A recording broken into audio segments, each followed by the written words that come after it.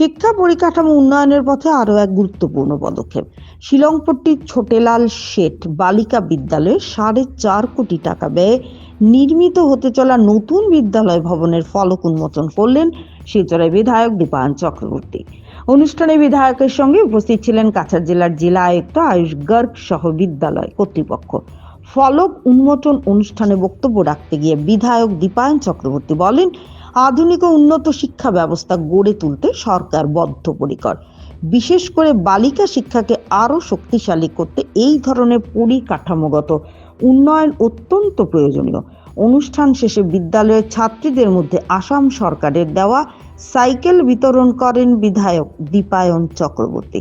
ছাত্রীদের হাতে সাইকেল তুলে দিয়ে তিনি বলেন, এই উদ্যোগে মেয়েদের বিদ্যালয়ে যাতায়াত আরো সহজ হবে এবং গুরুত্বপূর্ণ ভূমিকা নেবে। নতুন বিদ্যালয় ভবন ও এই ধরনের সহায়ক উদ্যোগে শিক্ষার পরিবেশ আরো উন্নত হবে বলে আশাবাদ ব্যক্ত করেন উপস্থিত অভিভাবক ও শিক্ষক মহল। নমস্কার, আজকে আমরা অত্যন্ত আনন্দিত। আসামের মাননীয় মুখ্যমন্ত্রী ডক্টর হিমন্ত বিশ্ব শর্মার হাত ধরে আজকে শিলংপট্টি স্কুল ছোটেলাল শেঠ ইনস্টিটিউট, এই ইনস্টিটিউটের 4.5 কোটি টাকা ব্যয়ে একটি নতুন স্কুল বিল্ডিং তৈরি হবে।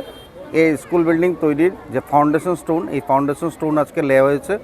তো আজকে আমরা আন্তরিকভাবে শিলচর তথা এই স্কুলের সকলের পক্ষ থেকে মাননীয় মুখ্যমন্ত্রীকে ধন্যবাদ জ্ঞাপন করতে চাই যে ঐতিহ্যবাহী শিলংপট্টি স্কুল দীর্ঘ বছর থেকে এই স্কুলের নাম রয়েছে, কিন্তু ইনফ্রাস্ট্রাকচার করুণ পরিস্থিতিতে ছিল।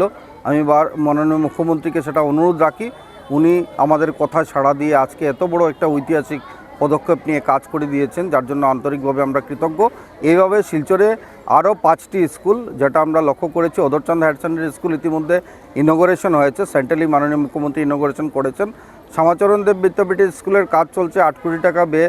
তারাপুর গার্লস স্কুলের সেখানেও 7.5 কোটি টাকা ব্যয়ে সেটার কাজ চলছে। পাবলিক হায়ার সেকেন্ডারি স্কুলের ফাউন্ডেশন স্টোন হয়েছে, সেখানেও 7 কোটি টাকা ব্যয়ে কাজ চলছে। এইভাবে অনেকটা বিদ্যালয়ের কাজ আজকে শুরু হয়েছে।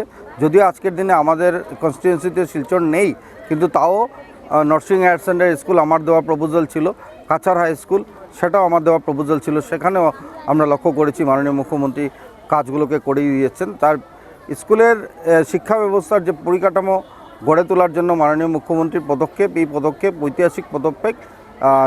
যতদিন পৃথিবী থাকবে ততদিন মাননীয় মুখ্যমন্ত্রীর কথা মানুষ মনে রাখবেন, সেটা আমরা বিশ্বাস রাখি।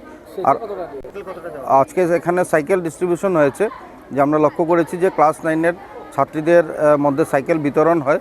তো এই সাইকেল বিতরণের একটা ঐতিহাসিক পদক্ষেপ। আমরা জানি সাইকেল বিতরণের মাধ্যমে ছাত্রীদেরকে বিশেষ করে উৎসাহ প্রদান করা, যাতে ড্রপ আউটের হার কমে। আমরা দেখেছি নিযুত ময়না আঁচনি, স্কুটি ডিস্ট্রিবিউশন, সাইকেল ডিস্ট্রিবিউশনের মাধ্যমে আসাম রাজ্য সরকার যে পদক্ষেপ নিয়েছে, এই পদক্ষেপের মাধ্যমে সেটা আজকের দিনে ড্রপ আউটের হার কমেছে। তার জন্য আন্তরিকভাবে আমি মাননীয় শিক্ষামন্ত্রী রমেশ পেগু মহাশয়কে ধন্যবাদ জ্ঞাপন করতে চাই।